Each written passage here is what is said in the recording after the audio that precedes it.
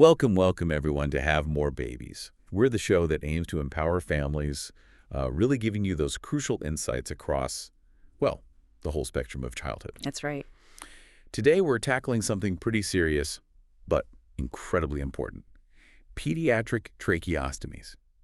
Now, we get that our show title, Have More Babies, sounds lighthearted, but our goal here is really to cover everything family health involves. The joyful parts, yes, but also the challenging medical journeys. Absolutely. It's all part of the picture. Exactly. And we want you to feel informed and supported no matter what. So today's discussion centers on a procedure that can be genuinely life-saving for kids with severe breathing problems. We're using insights from a really excellent article by Omega Pediatrics. It's titled Tracheostomy, a life-saving procedure for pediatric respiratory issues. Our aim today, to explore what a tracheostomy actually is, figure out when it's needed, what the surgery involves, and crucially, what life looks like after the surgery. We want you to walk away feeling informed, but, not completely swamped by medical details. It's a really vital topic. Glad we're getting into it. What's quite compelling, I think, is seeing how this necessary medical step really reshapes the lives of these children and their families. Yeah. It's more than just, the operation itself. It's about opening up a path for breathing, for growth, for development. That puts it perfectly. Yeah. Okay, so let's start with the absolute basics. For anyone listening who isn't familiar, what is a tracheostomy? Could you break that down for us based on the source? Sure. So a tracheostomy, it's a surgical procedure. Basically, an opening is created right in the front of the neck. Okay. And this opening goes directly into the trachea, or the windpipe, as most people call it. Right, the windpipe. Yeah. Then a special tube, a tracheostomy tube, is put into that opening. This lets air bypass the upper airway, the nose and mouth route, so the child can breathe more easily if their normal pathway is blocked or somehow not working right. So it truly is like an immediate breathing lifeline. It gets air straight to the lungs. That must make a huge, instant difference for a kid who's struggling. It really does. I mean, in some cases, it's literally the difference between life and death for children with these severe respiratory issues. Wow. And beyond just survival, it lets a child shift from constantly fighting for breath to actually having energy for, growing and developing like they should. That's incredible. So given how significant it is, Yeah. when is this procedure actually deemed necessary? What are the main reasons doctors decide this is the right path? Well, the Omega Pediatrics article lays out three main scenarios. The first one, pretty common, is airway obstruction. Obstruction, okay. Yeah, meaning something is physically blocking the air from getting through normally. This could be things like tumors, maybe significant trauma to the airway, or even congenital anomalies, conditions a child is born with that affect how their airway is formed. So essentially clearing the path when the natural one is blocked off. Exactly. The second reason is the need for long-term ventilation. This is for kids who need breathing support, usually from a machine, for an extended period. Think about conditions like, say, severe cerebral palsy. It can weaken the respiratory muscles so much that the child just can't breathe effectively on their own for long stretches. I see. And the third main indicator is respiratory failure. This happens when the lungs just can't do their job properly, getting enough oxygen into the blood or getting carbon dioxide out.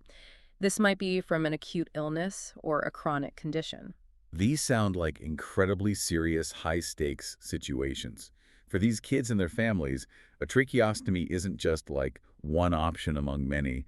It often sounds like the critical step towards survival and a chance at a better future. It really is. It speaks volumes about medical progress, actually. Definitely. Now, for families who might be facing this possibility, knowing a bit about the actual procedure might help ease some worries. What can they generally expect during the surgery itself? Right. The procedure, as the source describes it, follows pretty standard surgical steps. First off, the child gets general anesthesia, so they're completely asleep, comfortable, no pain. Okay, that's good to know. Then the surgeon makes a small, very precise incision in the neck, right over the trachea. And finally, the tracheostomy tube is carefully inserted and secured into that opening. The whole thing is done with a lot of precision, focusing on safety and making sure it works effectively. Knowing those key steps does help demystify it a bit. But as the article points out, the surgery is really just the beginning, isn't it? It kicks off a much longer journey. What does life look like afterwards, the recovery and, well, everything beyond. You've hit it exactly. The surgery is step one. What follows is this whole process of intensive care initially, then adapting, and lots of ongoing medical attention. That immediate postoperative care is absolutely critical for success, for making that transition back home smooth. Okay, let's dig into that post-op care then.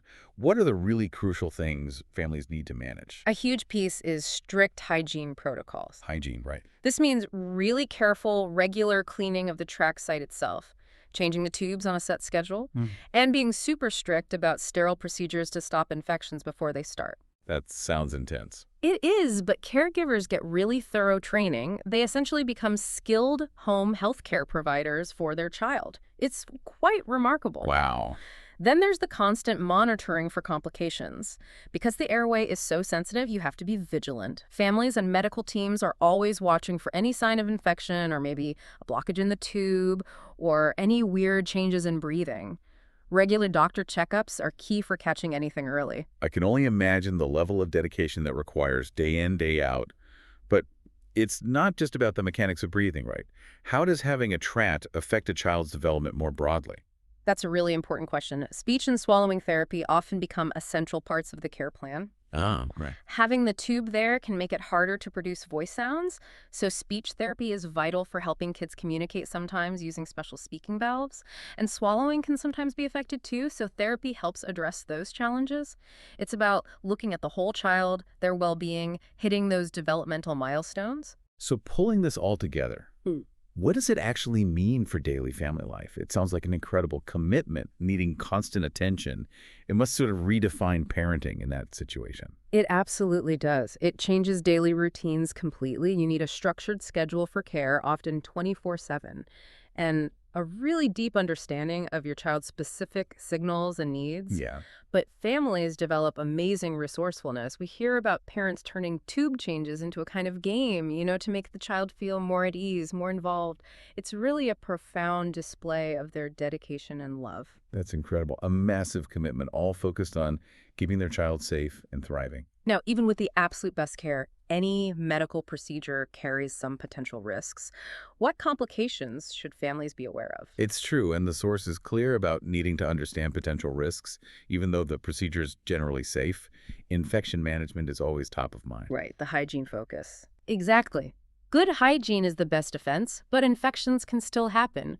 Recognizing them quickly and treating them effectively, maybe with antibiotics, is crucial. Another thing is scarring. Okay. Scarring around the site where the tube goes in is normal. Usually it fades over time, but sometimes kids might get more noticeable scarring, like hypertrophic scars, which are raised. It's always a balance, the functional benefit versus any cosmetic concerns. That's part of the conversation with the doctors. Makes sense. And staying vigilant about the tube itself, keeping the airway clear. Absolutely critical. Airway maintenance is non-negotiable to prevent blockages. The tube needs regular checks, suctioning maybe, and families get extensive training on how to spot blockage signs and exactly what emergency steps to take. So they feel empowered to act. Yes, precisely. It empowers them to act quickly and confidently if something happens, which is vital for the child's safety. It sounds like there's a huge amount of preparation and support built in to handle these challenges, which must be reassuring. Looking longer term now, beyond recovery. What's the outlook for kids living with a track? Is it always permanent, or can it sometimes be temporary? That's a great question, and it really speaks to how adaptable kids are. Honestly, many children adjust remarkably well. Yeah. Oh, yeah. With good care, consistent support, regular medical oversight, Yeah. they can often join in regular childhood stuff. Go to school, play, make friends. They can really thrive. It's quite inspiring to see their resilience. That resilience is amazing. Can you think of ways you've seen kids adapt, maybe even flourish? Well, their communication is often striking. Yeah. Even before they can formally use speech therapy tools, they find ways, gestures, pointing, maybe special sounds that only the family understands at first. Wow. We see kids with tracks doing great in school, playing sports with modifications, building strong friendships. The track becomes just a part of who they are, not the thing that defines them. That's really powerful to hear. And you mentioned duration. So for some kids, the need might lessen over time if their original breathing problem gets better. Exactly. As the underlying condition improves or maybe even resolves, the need for the tracheostomy can diminish. So what happens then? In those cases, closure procedures might be an option. These are surgeries designed to close up the tracheostomy opening in the neck. It's a huge milestone, a moment of real hope and celebration for families. I bet. But the decision to go for closure, that's always made together. The healthcare team and the family look at the child's overall health, how stable their breathing is, their development. It's a careful, collaborative choice. That must be an incredible goal to work towards for many families. It really underscores how this whole journey is a team effort. Which brings us nicely to empowering families. Yeah. How does the medical world support them, holistically through what sounds like a very demanding experience? Empowering the family is absolutely key for long-term success. A big part of that is education for empowerment. Right, the training you mentioned. Yes, intensive hands-on training covering every single aspect of trach care. Routine cleaning, recognizing problems, emergency drills, the works. This builds their skills, sure, but also their confidence. It helps create a safe, nurturing home environment. And it's not just the practical skills, is it? There must be a huge emotional and social side, too. Oh, absolutely crucial. That's where community support becomes so valuable. Living with a trach has its challenges, but also its triumphs. Connecting with other families who get it, that provides this incredible sense of community, of shared understanding. Like support groups. Exactly. Right. Support groups, whether they meet in person or connect online, are vital. They're places to share tips, vent frustrations, celebrate small wins. We often hear families say these groups are lifelines for them, the caregivers, boosting their own emotional well-being, which is just as important. That holistic view is so important. Okay, let's look forward now. What's new on the horizon? What kinds of innovations or advancements are changing things for these kids? Well, the field is definitely not standing still, which is exciting. Telehealth services have really taken off. Virtual appointments. Yeah, virtual check-ins, consultations. They're fantastic for bridging geographical gaps, especially for families who live far from specialized centers. It makes follow-up care much more accessible and consistent. That makes a lot of sense. And then there are technological advances in the actual tracheostomy tubes. Newer designs might have things like adjustable cuffs for a better fit, or they're made from improved materials for more comfort. Little things that can make a big difference day to day. Plus, there are even mobile apps being developed now to help families track care schedules, maybe log observations, putting more tools right in their hands. Wow, technology making a real impact there. So what does all this mean for how care is actually delivered, and maybe for the future outlook for these children, especially with this trend towards more personalized care? The future is very much about personalized care plans. It's moving away from a one-size-fits-all approach. Doctors are increasingly tailoring interventions based on a child's specific medical history, their unique breathing needs, where they are developmentally. So really custom-fit care. Exactly. The goal is to address the immediate medical needs, of course, but also to nurture the child's overall growth, potential, and quality of life. It's about providing the most effective and the most compassionate care possible, looking at the whole person, not just the condition. What an incredible journey we've traced today.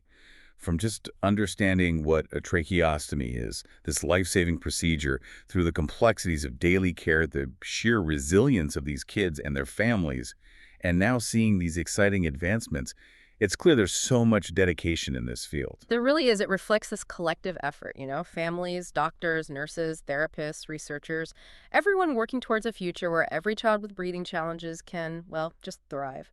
Breathe freely, live fully, embrace all the possibilities life holds. It's a truly compassionate path forward. It really is. Now, if anything we've discussed today resonates with you, if you found this exploration helpful, or if you have concerns about pediatric respiratory issues, we strongly recommend visiting omegapediatrics.com. Great resource. They have much more detail, lots of resources, and you can even book an appointment there. It's a fantastic place to get more information and support. And hey, if you found this conversation valuable today, please do us a small favor. Like this video, subscribe to our channel so you don't miss future explorations, and maybe share this video with someone you know who might find this information helpful. Yeah, spreading the knowledge helps everyone. Absolutely. Thank you so much for joining us today on Have More Babies. Until next time, keep exploring, keep learning, and keep supporting each other. Stay informed, everyone, and take care.